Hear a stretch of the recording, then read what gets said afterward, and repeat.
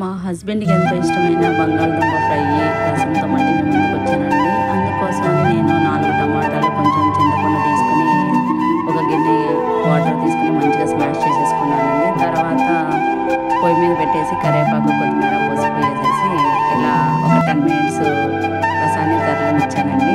తర్వాత ఈ రసాన్ని పక్కన పెట్టేసుకొని రసం పౌడర్ కోసమని మిరియాలు, వెల్లుల్లి, కరివేపాకు, ఎండుమిరపకాయ, జీర తీసుకొని మంచిగా కచ్చాపచ్చాగా దంచేసుకొని రెడీగా ఉంచేసుకున్నానండి. తర్వాత పోపు కోసమని పోపు దినుసులన్నీ రెడీగా ఉంచేసుకున్నాను. తర్వాత స్టవ్ వెలిగించి గిన్నె పెట్టుకొని రసానికి పోపు వేసేసుకుంటున్నాను.